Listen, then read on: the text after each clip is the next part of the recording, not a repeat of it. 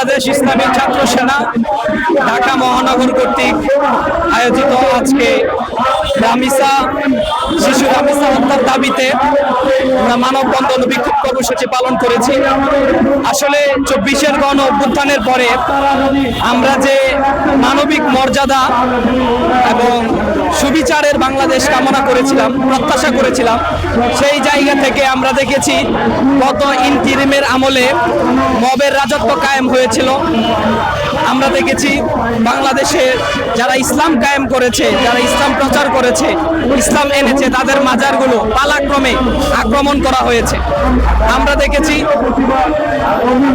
মবের মাধ্যমে চাকরিচ্যুত করা হয়েছে, অর্থাৎ সমস্ত অন্যায়, পাপাচার এবং দুর্নীতির বিদায় জানানোর জন্য যে গণ অভ্যুত্থান হয়েছিল সেটির পরিবর্তে কিন্তু আমরা দেখেছি যে তারা অন্তর্বর্তী সরকারে এই অনিয়ম, দুর্নীতি এবং অপশাসন, দুঃশাসন এবং স্বৈরাচারী কায়দায়, সেই পুরাতন স্বৈরাচারী কায়দায় তারা শাসন করেছে। আজকে আমরা দেখতে পাই যে 500-এরও অধিক হামে রুগী মারা গিয়েছে, 500-এরও অধিক শিশু মারা গিয়েছে। আমরা ইউনিসেফের মাধ্যমে গতকালকে টেলিভিশনে দেখলাম যে 5 বার চিঠি দিয়েছে ইউনিসেফ প্রফেসর ডক্টর মোহাম্মদ ইউনূসের সরকারকে, কিন্তু তারা কোনো সহযোগিতা কিংবা সেই চিঠিগুলো গ্রহণ করে নাই, যার ফলে 500 শিশু মারা গিয়েছে। তারপরে আমরা ভাবলাম যে ইউনূস সরকারের ব্যর্থতা, মনে হয় যে নির্বাচিত সরকার যদি আসে তাহলে এইরকম অন্যায়, দুর্নীতি, অনিয়ম, সন্ত্রাসবাদ এবং এই খারাপিয়ত থেকে আমরা মুক্তি পাবো।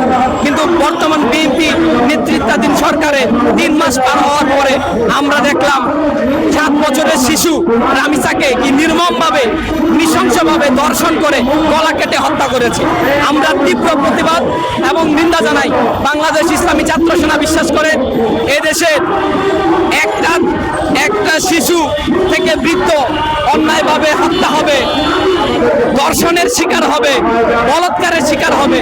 বলতে বলতে আরেকটি কথা, যে বনশ্রী একটি মাদ্রাসাতে আব্দুল্লাহ নামের একটা ছেলেকে গতকালকে হত্যা করে, বলাৎকার করে তাকে হত্যা করেছে। আমরা তীব্র প্রতিবাদ, নিন্দা জানাই, সরকারের কাছে দাবি জানাই অচিরেই আপনারা এই ধর্ষণকারীকে ধরবেন, বলাৎকারীকে ধরবেন, গ্রেফতার করবেন এবং ন্যায্য বিচারের দাবিতে বাংলাদেশ ইসলামী ছাত্র সেনা অটল ছিল, ভবিষ্যতেও থাকবে। ধন্যবাদ সবাইকে।